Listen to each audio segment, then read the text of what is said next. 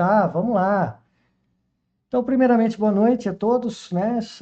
Se você quer entender um pouco mais sobre o estudo da análise gráfica, que ponto que nós estamos no gráfico, qual que é a ideia do trade, como que o mercado está se movimentando, principalmente como que os players estão trabalhando, é esse espaço que nós temos todos os dias, tá? Hoje a gente fazendo um pouquinho mais tarde para experimentar um pouco a questão do horário, para a gente poder dar uma desafogada também, né? Então, mais uma vez, muito obrigado pelos likes, o pessoal que está chegando. E se você quer saber um pouco mais sobre o meu método, tá a mensagem fixada aqui no chat, tá? Aprenda o meu método, opere aquilo que você vê. Então vamos lá. Boa noite para o Bulgar, Patrícia, Douglas, Givanildo, Sandro, Maurício, Rinaldo, Patrícia, todo mundo chegando, legal. Vamos lá. Índice Ibovespa, o que ele fez? Praticamente nada, né? Ou seja, tanto os vendidos quanto os comprados estão assustados. E o porquê disso? Se a gente pensar aqui, nós chegamos nessa região de resistência, não conseguimos fechar acima e devolvemos. Então, aqui os vendidos se apresentaram. Então, os vendidos estão querendo retornar até esse ponto, até o 118 ou até mesmo até o 114.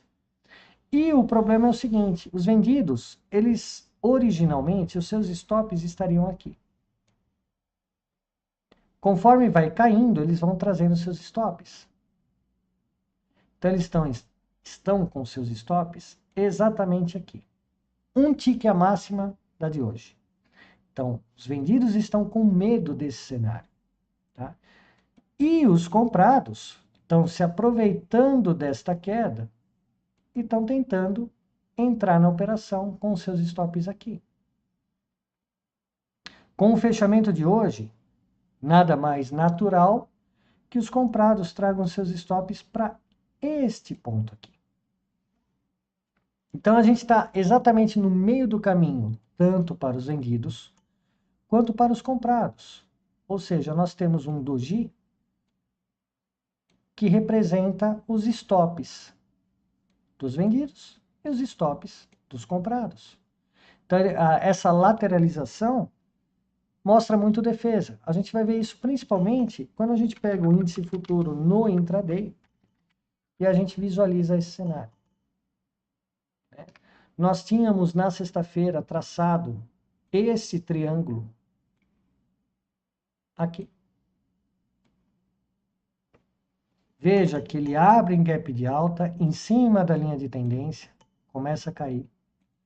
Eles tentam levantar, não conseguem, lateraliza, perde. Então, os comprados e os vendidos, eles estão numa briga muito, muito, muito forte. Né? Eu acho que o movimento do dia, praticamente, do índice, foi esse cenário aqui. Então, veja, ele vem em uma única lateralização, perceba que não tem nenhum candle que fecha acima do prévio. O primeiro candle que fecha acima do prévio está aqui. Então, se a gente for ver de ondas, nós tivemos essa movimentação.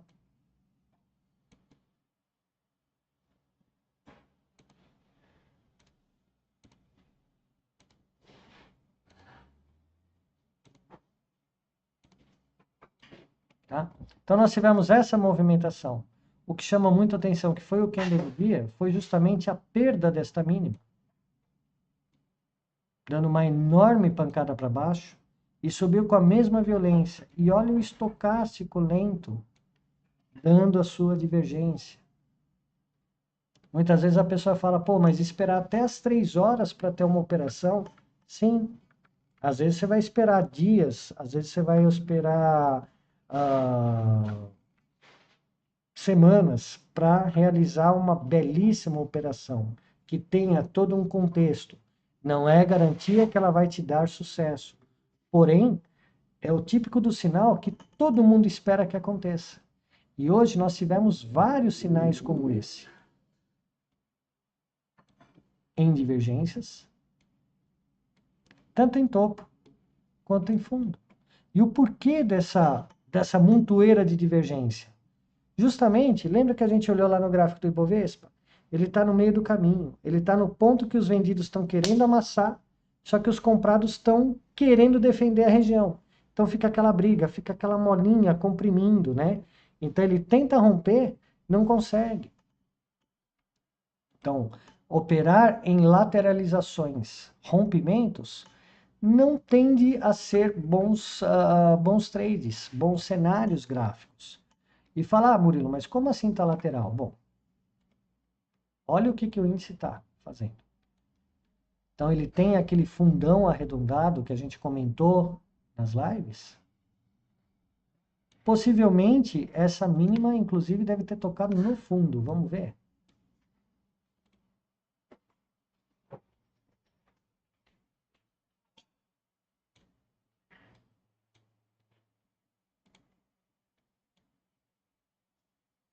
A partir do topo,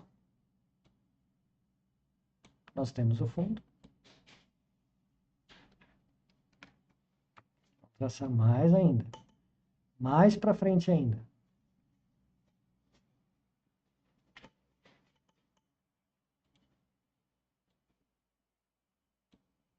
Faz sentido esse arredondamento, Murilo? A partir desse ponto? Faz sentido. É um arredondamento que ele está fazendo. E é dificílimo você querer operar arredondamentos. Veja que ele não sabe para que lado vai, para que lado não vai. Inclusive, eu vou até tirar um monte de linha que está aqui. Só está atrapalhando a nossa leitura. Chega uma hora que você não enxerga mais nem o que é gráfico, o que é candle. Tirar todas essas linhas para a gente conseguir entender o que está acontecendo.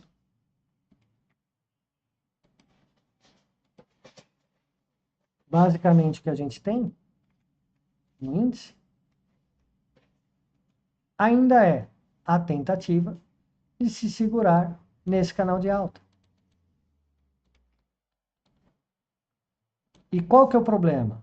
Quando ele perde o canal, ele já volta para o canal. Ele não consegue zigue-zaguear para baixo do canal, para demonstrar que está em franca tendência de baixa. Né? Então, quando a gente pega todo esse cenário, a gente vê que está tendo defesas. Ele volta para dentro. Tenta perder, volta para dentro. E é isso que ele está fazendo. E aí ele vai formando linhas de tendência de baixa, mostrando muito mais uma possibilidade de um novo canalzinho de baixa, né? Ele vai formando várias figuras em cima desse cenário. Mas, literalmente, o que nós temos, infelizmente? O índice está preso entre essa região e essa região. Enquanto ele não romper e não fechar, até tirar esse canal, enquanto ele não conseguir romper, fechar acima e continuar da sequência, não temos tendência de alta. Ou, enquanto ele não perder, não temos tendência de baixa. O grande mal é que para o índice subir, lá para cima ele tem um monte de resistências que a gente pode ver no Ibovespa diário. Tá? Que é aquela região dos 121 mil e depois disso ele vai lá para o 125 que trava no topo histórico. Tem todo aquele estudo que a gente fez através do semanal, a repetição que ele está fazendo, conforme ele repetiu lá em 2008, né? Que ele fez este cenário aqui em 2008, a crise lá do subprime, ele está se repetindo agora aqui. O desenho gráfico dele está muito parecido, muito próximo. Né? Então, esta região vai ser dificílimo ele conseguir romper de uma vez. Né? Então, quando a gente pega no índice futuro, a gente observa exatamente esse cenário. Vou colocar aqui. É o que ele está preso. Tá? O problema é que é uma grande amplitude. Então, uma queda gigante, ele já chega muito esticado na região de suporte. Então, ele precisa galgar movimentos. Ele precisa galgar movimentos para poder fazer algum tipo de operação de maior tendência, maior cenário, né? Então, enquanto o índice, pelo menos, não tiver um fechamento aqui, abaixo dos 120.300, não temos venda. Ele só vai estreitando todos esses canais e aí começa a voltar todas aquelas linhas que a gente vai observando ele trabalhar. Ele rompe, né? Ele rompe, volta, vai no limite, testa, tenta ir com força, tenta ir, não consegue, fecha abaixo de novo, tenta romper, não consegue, ó. Olha lá como ele vai trabalhando nessas zonas de suporte e resistência. Bateram pesadíssimo aqui nele. Ele veio testar essa região, né? E olha o que ele apronta aqui, né? Então, esse tipo de cenário vai chamando a atenção. O ruim é que ele vai cozinhando tanto galo que você começa a fazer operações cada vez mais curtas. Então, um dos primeiros passos, quando alguém vê alguma lateralização, é tentar reduzir o tempo gráfico, para tentar especular uma tendência num tempo menor, né? 1 minuto, no 2 minutos, ou mesmo nos 5 minutos, para tentar pegar um pivô, tentar pegar alguma movimentação. E o problema é o seguinte, você quer pegar poucos pontos. O grande mal desse cenário é que você acaba se acostumando em sair nessas zonas e literalmente inverter a mão nessas zonas, tá? Então, enquanto ele está lateralizado, você consegue ganhar, extrair dinheiro. O grande problema é, quando ele conseguir fechar acima de uma linha de tendência de baixa e voltar, muita gente vai achar que é mais uma lateralização e vai vender, tentando achar topo. E aí o troço começa a fazer isso aqui. Ó. E a cada novo topo, o pessoal começa a vender, vender, vender, tentando caçar topo, quando o objeto em si, quando a ação voltou a ter tendência. Né? Então, por isso que muitas vezes, quando você vê o mercado nesse cenário, a melhor coisa que tem a fazer. Não tem tendência? Não tem tendência. Olha como as médias estão se engalfinhando, olha como os preços ficam presos entre a média e o high-low. Ou seja, nós não temos tendência. Olha lá. Então, ele está querendo puxar a tendência? Sim. Está querendo, tanto para cima quanto para baixo. Então, você vai vendo formas cônicas, triangulares e arredondamentos, que só vai minando, minando, minando. Enquanto efetivamente você não tiver esta ruptura ou esta ruptura, nada a se fazer. E aí volta naquela questão do índice. O Ibovespa no diário,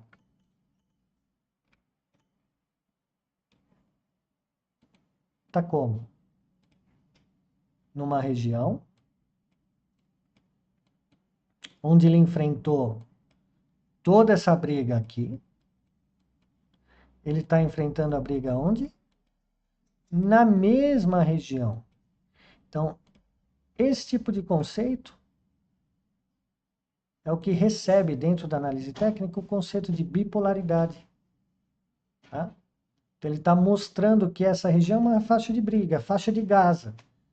Por quê? Ele é uma região muito provavelmente de zonas de retração de Fibonacci, da queda dessa movimentação. Tá? Do pessoal querendo vender. Vamos ver se é verdade? Olha lá, do 0 ao 100, ele está preso na região onde os vendedores entendem que é o melhor ponto para se vender. Entende? Então, esse que é o complicado, você conseguir boas operações nesse cenário. Se não quiser pegar toda essa onda, quiser pegar somente essa movimentação, você pega o mesmo cenário. Qual é a região que os vendedores vão querer se apresentar? Aqui. Para tentar levar o preço aonde? Aqui. Nos 97 mil, nos 108 mil. Essas são as regiões. Coincidentemente, que nunca é coincidência, essas regiões a gente já tem até marcado aqui. Já temos até marcado ó, o 100% da região. Tá, inclusive, ó, a gente tem marcado aqui os 114 mil. 61% lá, toda aquela zona de convergência, ó, tá no 118 mil. Então a gente está preso nessa situação. E aí, às vezes, você fica literalmente, compra, vende, compra, vende, compra, vende. E o negócio não anda, não anda, não anda. E você não entende se o erro é seu, o erro é do método, ou o cenário gráfico é que não está ideal. E às vezes você fica preso num mundinho de um gráfico pequeno, ou só de um gráfico. Por isso que a gente costuma expandir horizontes e pensar também em outros tipos de operação, em day trade, em ações, em situações que realmente você tenha uma movimentação, que esteja mostrando, olha, tem movimento, eu estou em tendência. Então, por que não procurar esse tipo de ação? Por que não procurar esse tipo de situação? Né? Quando a gente fala do dólar, olha lá, o dólar no diário, ele tinha aquele triângulo, né? No semanal ainda, ele está... Deixa eu colocar aqui. Dolphin.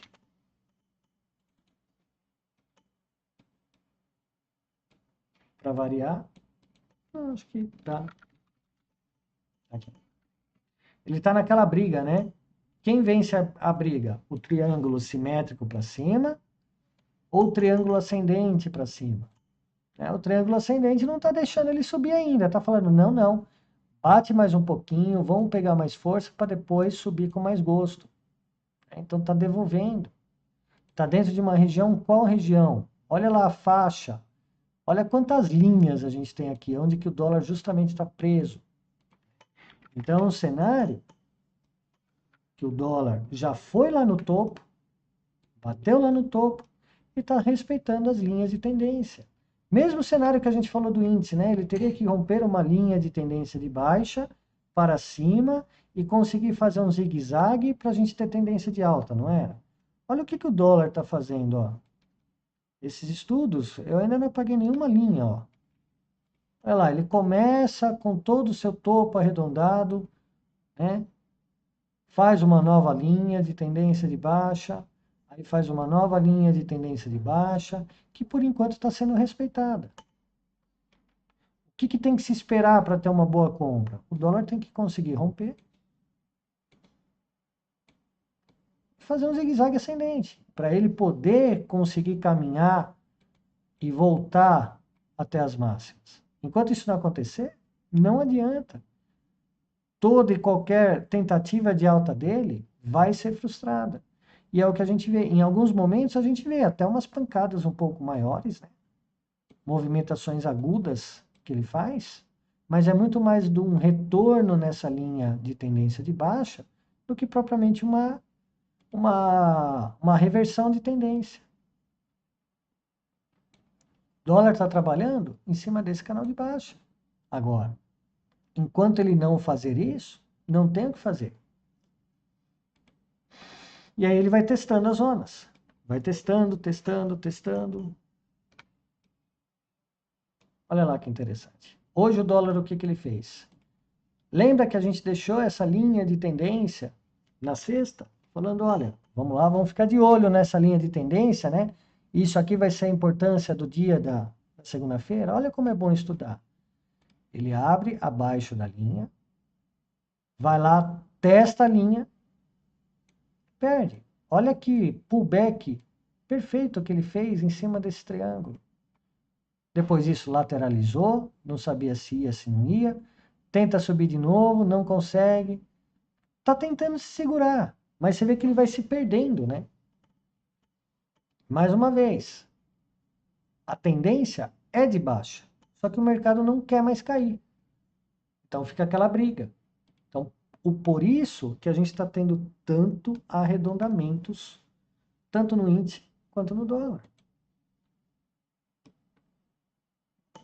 Entende? Esta zona, esta faixa de preço, os vendedores vão tentar segurar. Todos os comprados estão colocando seus stops aqui. Então, no momento em que o dólar se abrir com um gapzão de baixa, o que os comprados vão fazer? Compra para ele tentar voltar. Pelo menos para voltar até essa linha.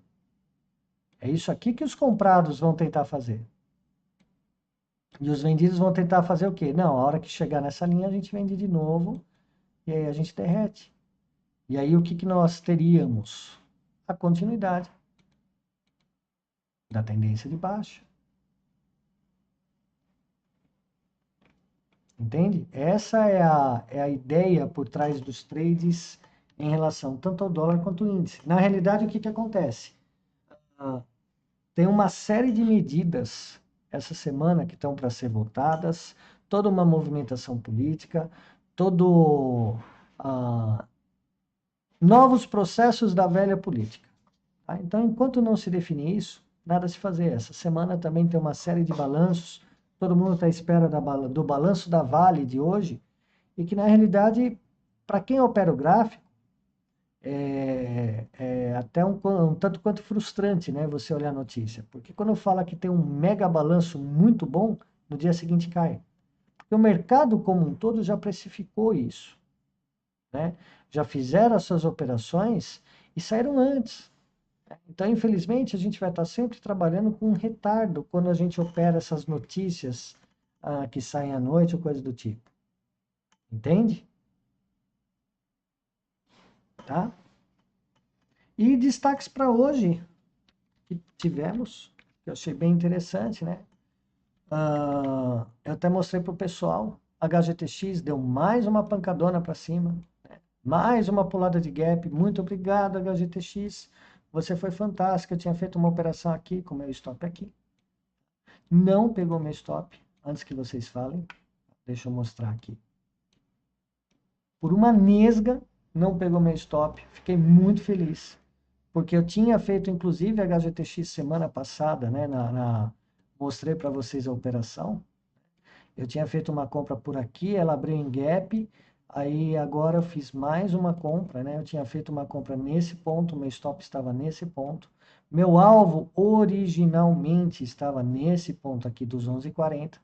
E hoje ele deu mais uma alegria, mais uma pancada, né? A companhia Hering foi vendida para o grupo Soma. Então isso traduz bastante volatilidade para o papel, desejo, né? Então foi bem interessante, tá? Legal? Outra ação que só está dando alegria para a turma, Pose 3, fez finalmente está chegando no seu topo. Deve encontrar algum tipo de resistência nesse ponto, já passou. E agora o próximo ponto está aqui. Então, Pose 3 está quase chegando no seu topo. Vamos ver o que ela vai aprontar nessa chegada, né? Eu gosto muito de olhar pelo semanal para ver se nós temos mais situações, o que pode acontecer ou não. Está sem ajuste, está tudo certinho. Então, passando desse ponto, próximo ponto, lá 14,94, deve ter alguma briga ali, né? Próximo dos R$ 15. Então, vida longa para Pose 3 também.